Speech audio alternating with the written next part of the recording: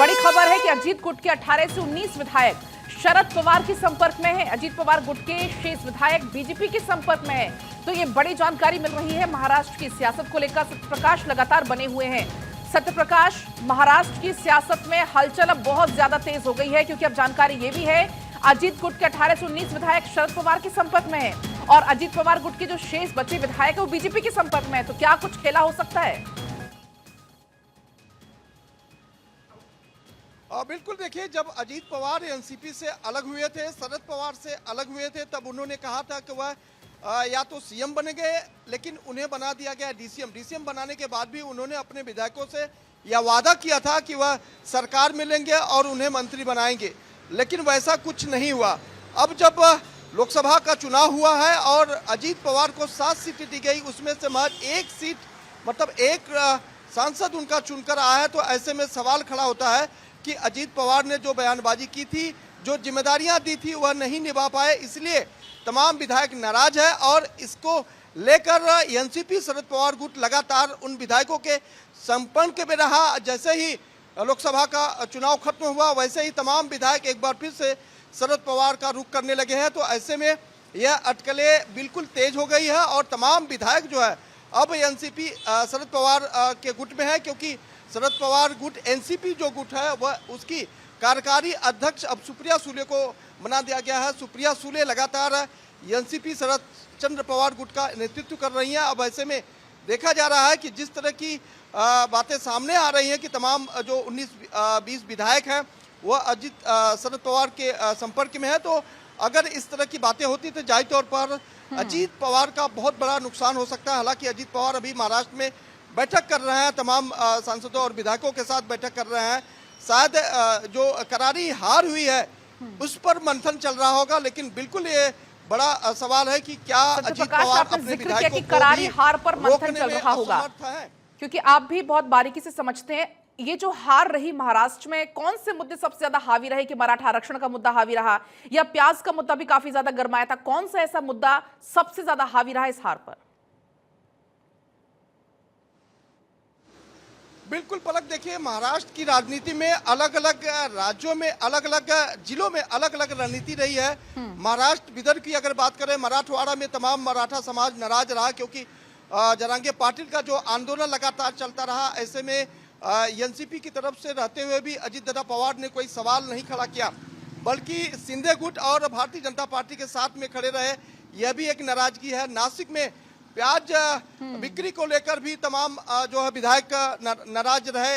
हालांकि विधायकों को यह मना किया गया था कि इस चुनाव में जो है प्याज को लेकर कोई सवाल जवाब नहीं करेगा, कोई जवाब नहीं देगा। जब प्रधानमंत्री नरेंद्र मोदी नासिक में आए थे, इस दौरान भी प्याज को लेकर सवाल खड़ा किया गया था, लेकिन पीएम मोदी ने इस पर कोई जवाब नहीं दिया था। तो बहुत सारे फैक्टर है। दूसरा बड़ा फैक्टर जो है, जिस तरह से शिवसेना को दो फाड़ किया गया, एनसीपी को दो फाड़ किया गया और फाड़ करने विभाजन के बाद जो है उन्हें सीटें दी गई, उन्हें चुनाव लड़वाया गया। तो जाहिर तौर पर महाराष्ट्र में जो है शिवसेना यूबीटी को एक सहानुभूति फैक्टर बहुत बड़ा काम किया है। यही वजह है कि शिवसेना को बहुत ज़्यादा सीटें आई है, जो उम्मीद उन्हें नहीं थी।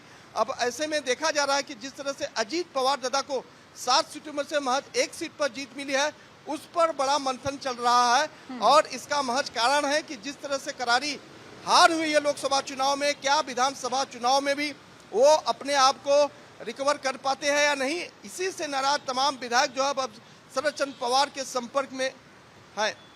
आज सत्यप्रकाश, कल देवेंद्र फडणवीस जब अपने इस्तीफे की पेशकश कर रहे थे, एक बात का जिक्र उन्होंने किया कि जो नैरेटिव हमारे खिलाफ सेट किया गया विपक्ष के द्वारा, उसका जवाब हम सही तरीके से नहीं दे पाए। इसका मतलब क्या हुआ?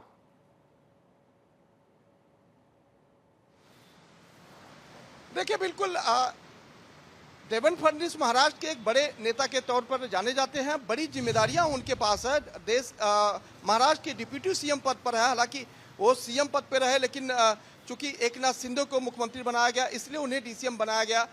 तो कहीं न कहीं जो जिम्मेदारियां उनके कंधों पर है, उस जिम्मेदारी के तहत जो एक बात तो और है कि जब भी देवेंद्र फडणवीस कुछ बोलते हैं तो जाहिर तौर पर ये सारी बातें शीर्ष नेतृत्व के आधार पर की जाती है, बोली जाती है। अगर देवेंद्र फडणवीस का यह बयान कि वह तमाम जिम्मेदारियों से मुक्त होना चाहते हैं, तो जाहिर तौर पर यह बयान न सिर्फ देवेंद्र फडणवीस का बल्कि शीर्ष नेतृत्व का यह बयान माना जा रहा है।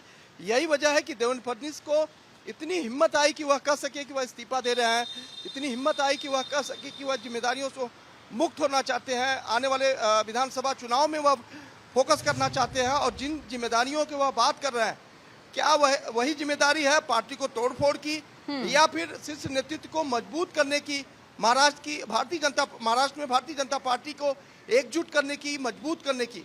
तो दोनों जिम्मेदारियों में बहुत अलग अंतर है। अब ऐसे में प्रकाश, आपको यहाँ पर मैं रोकूंगी, आपके पास मैं लौटूंगी इसी बीच, क्योंकि एक और बड़ी जानकारी है महाराष्ट्र की सियासत से ही जुड़ी हुई।